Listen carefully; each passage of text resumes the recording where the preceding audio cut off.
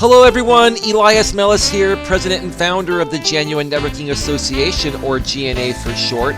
And in this video today, I'm going to be primarily showing all of you how to add an event or multiple events here on the GNA website within the GNA recommended events not organized by the GNA section. So you've probably reached this page through a link you found by Google searching or on Facebook or however you got it. And once you get on this page, you're going to see a bunch of verbiage up top here. And this is above the calendar. Now, I'm not going to read this verbiage because you've probably already seen it if you are accessing this video, but I will be referring back to it as I show you how to do this. Now, first of all, let me show you the basic functions of how to access events that are available on the calendar. If you scroll down here, this is the actual calendar. And when you get to it, the default view settings are monthly and list view. What that means is if you scroll down here, you're going to see all available events for the current month, which, you know, the time we're recording this is February of 2016. Now, you can change the default view to anything you'd like. If you change it to weekly view, it'll show the current week's events, or it will even show you the events on a particular day if there are any available. Now, I'm recording this on Valentine's Day, February 14th, 2016, and if there was an event on this day, it would appear right here. But I'm going to go back to monthly view here just for the purpose of this video.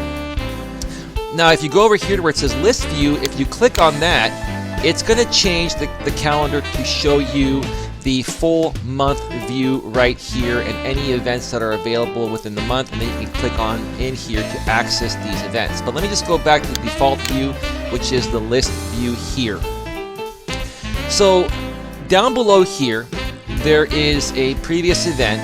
I actually kept this previous event on here just to show you this example. I'm going to reconfigure the site to not show older events because it's not going to make any sense for you to see events that have already happened. You want to see the most current event available and scroll down to future upcoming events in the order they are available. So let me just show you how this works here. If you scroll down here, you're going to see a picture of the event that the person chose that submitted the event. And then if you go down here, you're going to see the time of the event, 8:45 a.m. to 10:15 a.m. And then you're going to see the title of the event, Men, Male Empowerment Network, blah, blah, blah. Event was posted by me, Elias Mellis, the location of the event, Annie's Breakfast and Steaks, and it'll show you a little synopsis here.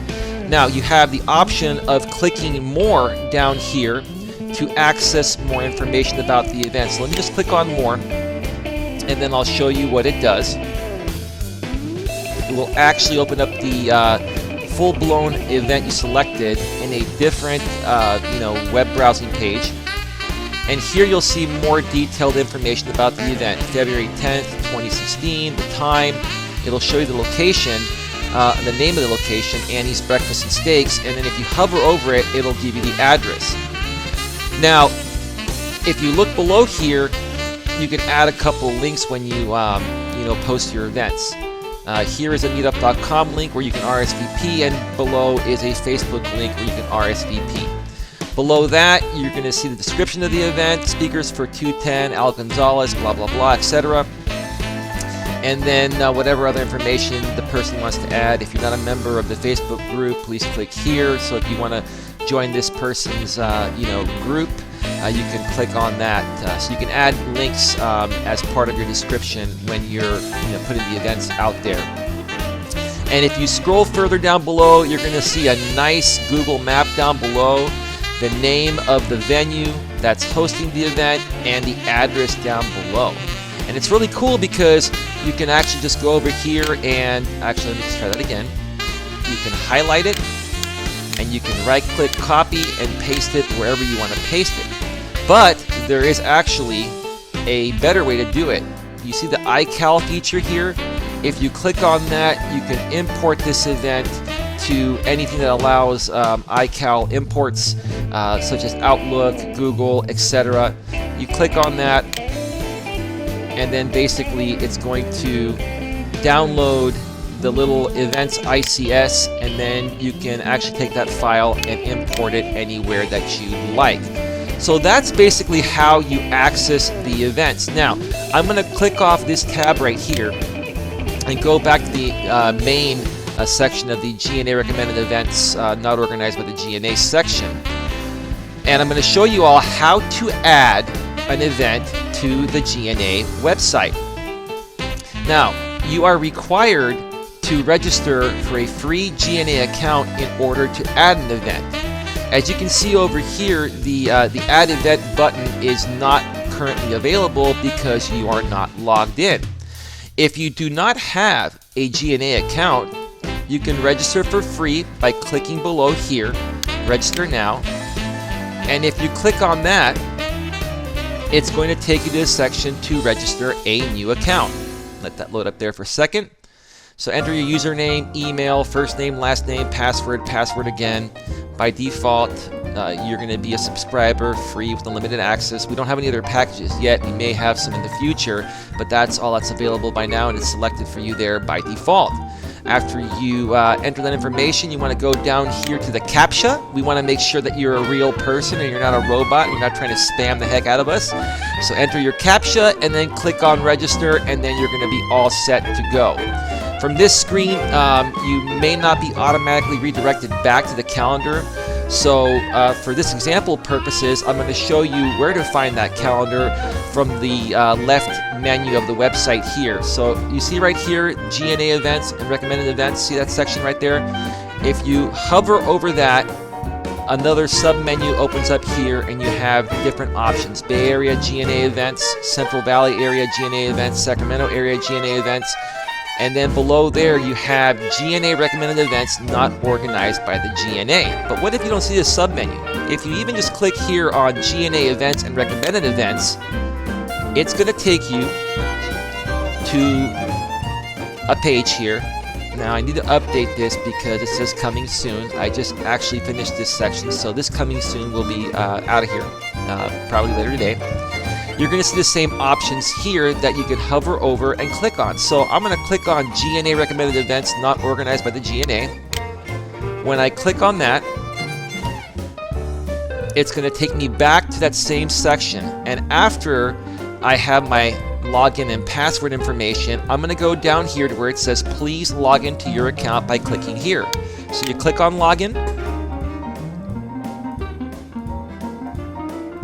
And I've created a different account for the purposes of this video. And I'm going to just type in my username, which I just created, Lou1 for the heck of it. And then I'm going to type in my password.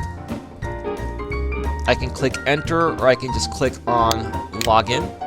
I can have the password, I can have the site remember my password is what I'm trying to say for future usage. And now that it's logging me in, it automatically redirected me back to the recommended events section here. And as you can see over here, the Add Event button now appears.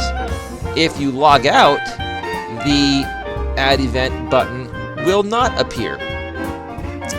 So now how do you add an event? You come over here, you click on Add Event.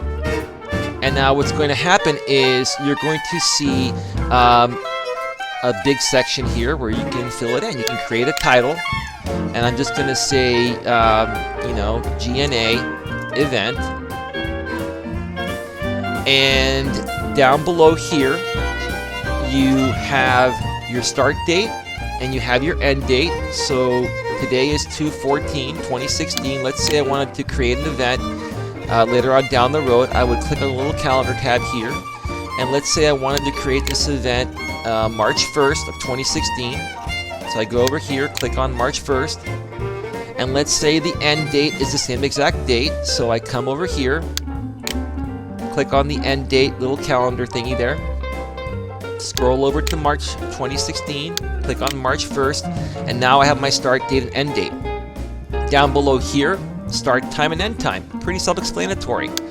Let's say your event starts at 8 a.m. in the morning. You click on 8 a.m. You can also change the minutes in increments of 5 minutes here. So if your event starts at 8:15, you can go, 8:15. Let's say your end time is 10:20. You're going to come over here, 10 a.m., and then click 20 in the minutes section, and now you have your end time. You can choose to hide the time. I would select no because you want people to see the time. You can also choose your frequency, daily, weekly, monthly, or yearly, or none. So if it's a one-time event, then you keep it at none. If this event happens daily, you can click daily, you can click weekly, you can click monthly or yearly. Set if the event is all day. If it's an all-day event, you can click on that. If you want to allow bookings and take RSVPs through the event page you create here with us, you can actually do that, but I actually recommend that you create your own event. That way people get redirected to your site and you get yourself some great exposure. The GNA is a pay-it-forward organization, so we want you to get as much exposure as we're getting for helping you. We believe in win-win situations. And if you click allow booking, then you can actually set a booking limit, how many people you want to attend the event. You can go as high as you want, blah, blah, blah. I'm just putting in some numbers there. But I'm going to delete this just for example purposes. Okay, one section I didn't show you up top here. There's a full editor to add a description. So you add description here. And you can even customize your description. You can make it bold, you can make it with italics, you can underline it.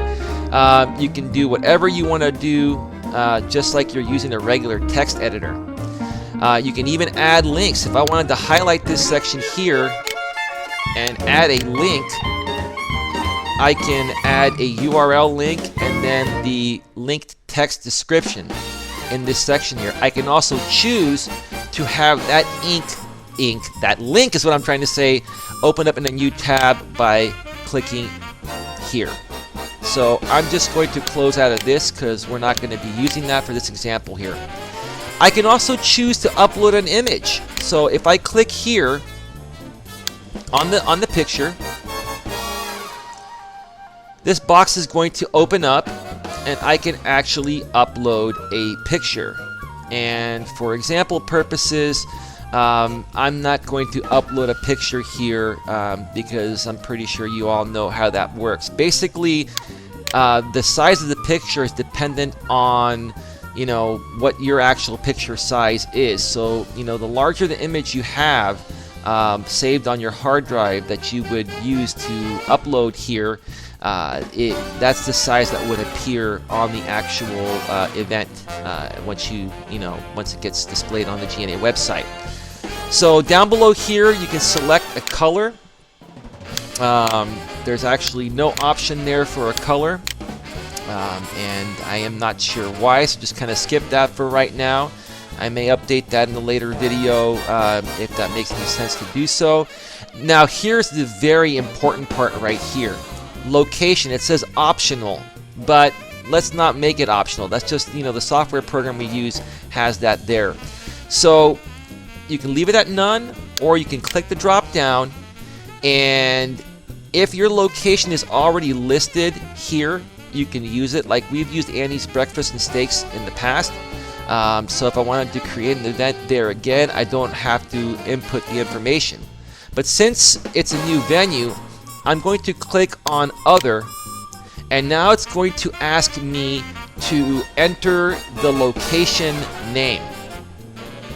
And for this example purposes, I'm just going to use a location that we use at the GNA, the Beverly Heritage Hotel. So I'm going to type in the Beverly Heritage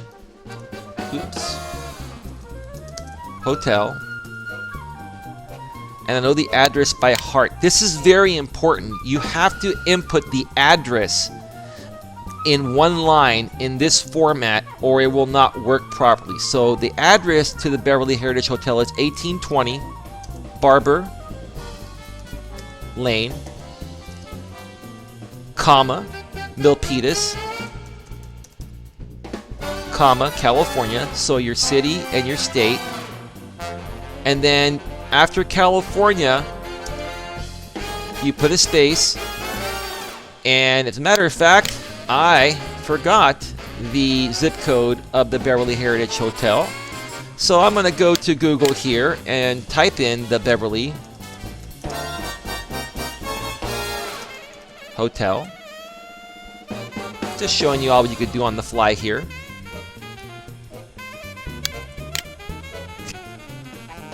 Okay, so here you have the address of the Beverly Heritage Hotel, and the zip code is 95035. So I'm going to go back over here, scroll back down to where I'm at, 95035. Just to double check that again, I'll go back here, 95035. Okay, now Google Map, optional. You do not want to make that optional. What you want to do is go back to the address you just inputted, highlight it, right click, copy, and then right here where it says Google Map, optional, you want to right click and paste that same address in there. And as you can see, this Google Map now opens up down below. Scroll down past the Google Map. You have a couple more options. You can add a link to the venue if you'd like, to their website, and you can also add the venue's phone number if you'd like as well right there. Okay? The final thing you need to do is come up here and click that you're not a robot. We want to make sure that we're not getting spam. So you click this right there. The check mark comes up. Now you scroll down to the bottom and you see right here it says submit for review. So then all you do, you click submit for review. It says sending right there. And it'll take you right up top here and it'll say thanks for your event submission. It will be reviewed soon. We hope to approve these events, same day as soon as possible. If I'm online, I'll do it, or one of the other admins will approve it. But it may take up to 48 hours to review and to approve your event. So please do not submit your events the night before or at the very last minute, because even if we approved it right away, that's not enough time to generate enough buzz for your event. Try to get your events on here as quickly as possible after you create them. That way you give an adequate amount of time for people to actually RSVP for the events. So that's it. I'm not going to show you the approval process because you don't need to see that. If you have any further questions, please go to our contact us section and one of us would be happy to get back to you. Thank you very much, and you have yourselves a very pleasant day.